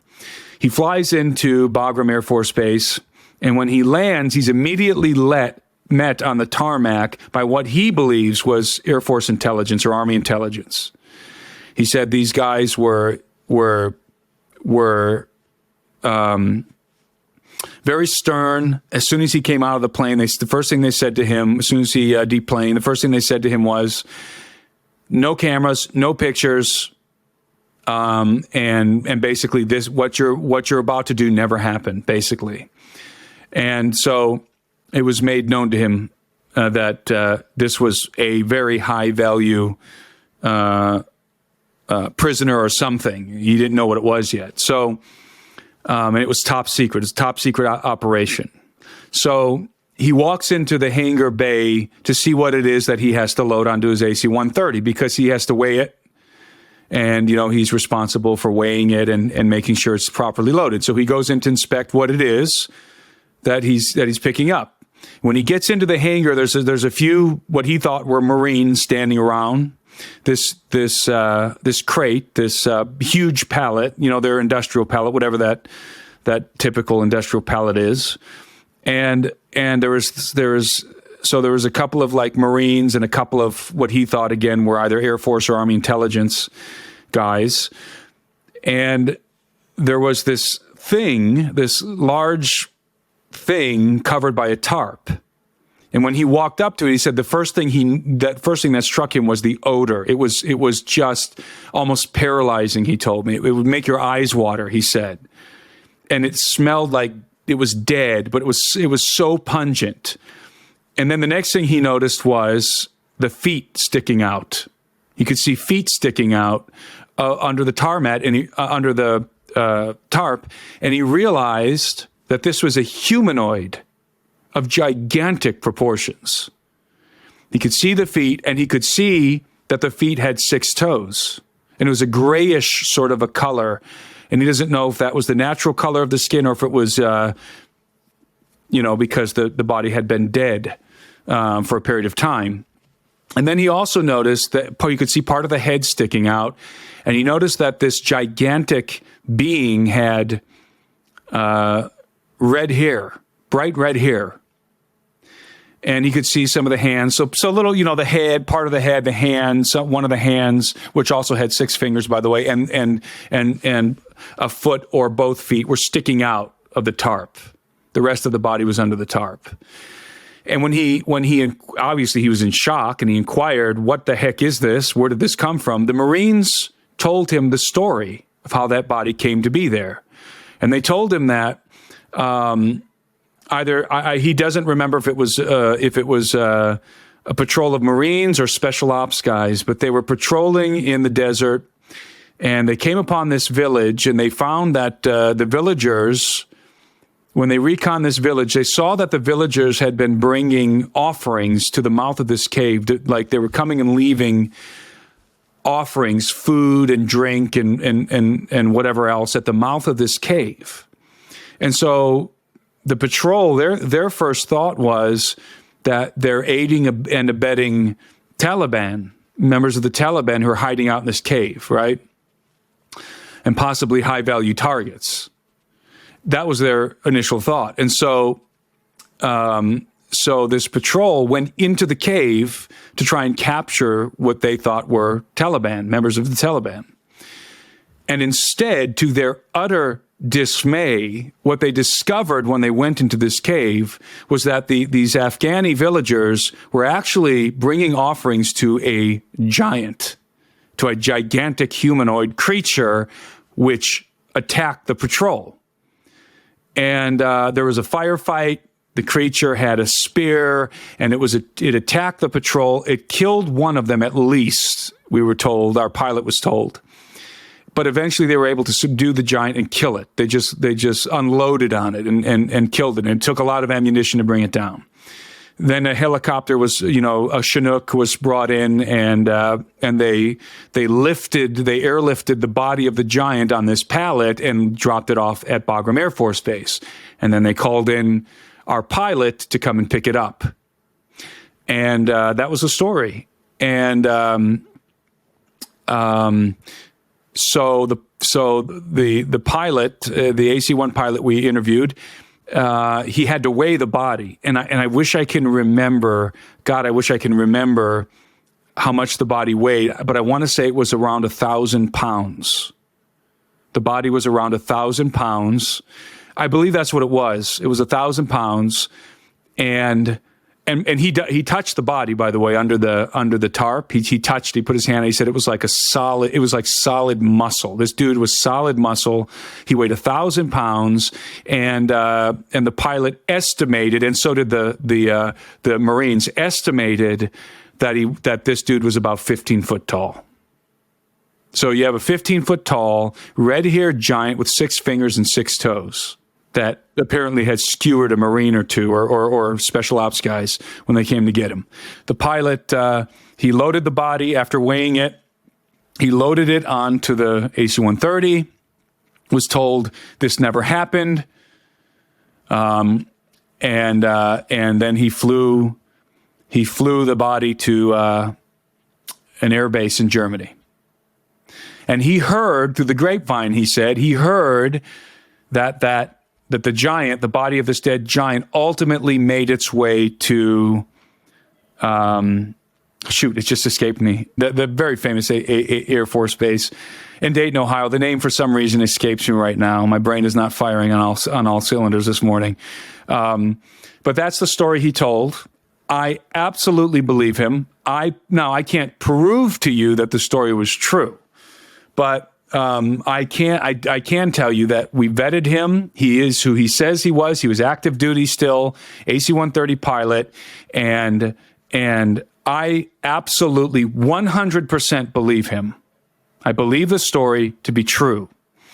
And as an addendum, a couple years later, L.A. Marsuli, the researcher, good friend of mine, L.A. Marsuli, also was contacted by somebody who had been involved in this story, but not exactly the story, not exactly the same scenario that I just told you about our pilot. This was somebody who was either a member of, or a friend or an associate of a member of the team that took the giant down. Now, LA thinks it might have been a different giant, this story, because they gave a different date for it, 2007 or 2003. Or maybe I'm getting this wrong. Maybe our giant was 2003, and this one that LA talks about was 2005. I personally think it was the same event. It was the same event that's being described. But LA interviewed someone that told him that basically the same story, that a delegation, a patrol encountered this giant in a cave, that the giant skewered one or two of the guys, killed them, and that it eventually was brought down by their firepower, and that a Chinook was brought in to airlift it to an airbase. It's unbelievable. So to me, I think it was the same story. I think just that the details were just confused. But I think it was the same story. So that would be a corroborating. It was a totally different guy, had no idea, did not know our pilot. He wouldn't have, because our pilot came in afterwards to pick up the body. This is a guy who had details of the actual firefight and provided information. By the way, to kind of sum up, and then I got to jump here, but to sum up this story, to put a bow on this, our pilot called us afterwards, after LA's story was published, and his contact, who also who was filmed in silhouette and had his voice altered, so that, because he was also active duty. I think he was special ops. Our pilot contacted Steve Quayle, and told Steve, and he told me as well, that he had purposely withheld some details from his story. And he said, I withheld details, some very particular details. I withheld them so that if anybody else came forward corroborating the story, that he could identify whether or not they were telling the truth. So he withheld these details just to be able to be able to confirm if another story came out regarding the same incident, to be able to confirm that the person was telling the truth. Does that make sense? Yeah. And he told us, he said, guys, I listened to L.A. Marsulis. I watched his video. I listened to the guy tell the story, and I can confirm to you that he's telling the truth, because he mentioned the details that I had purposely withheld. So I don't know what to make of that, except to say that I believe our pilot, and I also believe the individual that L.A. Marsuli interviewed, and in my opinion, we're talking about the same event. Talking about the same giant that was killed in Afghanistan somewhere between 2003 and 2005. He was 1,000 pounds and about 15 foot tall, and he killed a couple of our soldiers, one or more of our soldiers. He skewered them with a spear. Well, thank you for doing this. That's an amazing story, and I appreciate you coming on the show. How can people stay in touch with you? How can they follow what you're doing?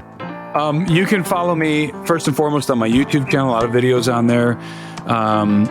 Timothy Alberino. Just type in Timothy Alberino on YouTube. You'll see my YouTube channel. You can follow me on Instagram and Twitter. Same thing. Timothy Alberino is my handle. No, space or dot or anything like that between Timothy and Alberino. Just Timothy Alberino.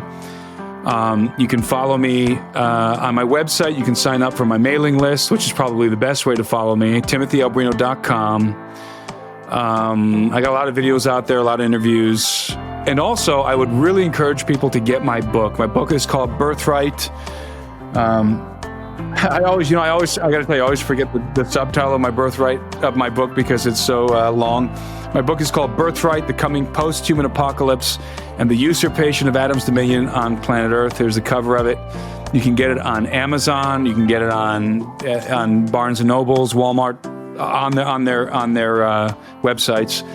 You won't find it in the store at Walmart or in the store at Barnes and Nobles, but you will find it on their website. But Amazon's the easiest place to get it.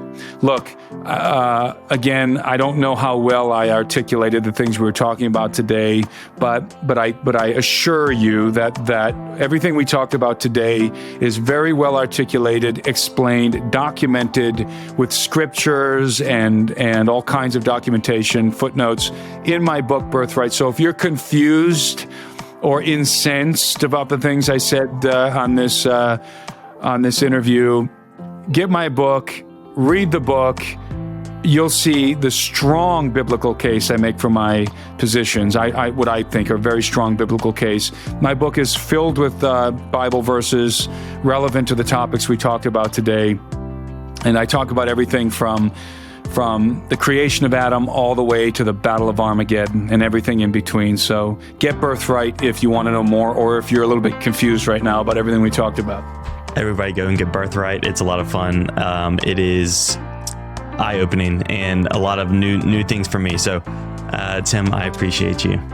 Well, my pleasure. Thanks for having me on. And anytime you want to talk again, I'm available.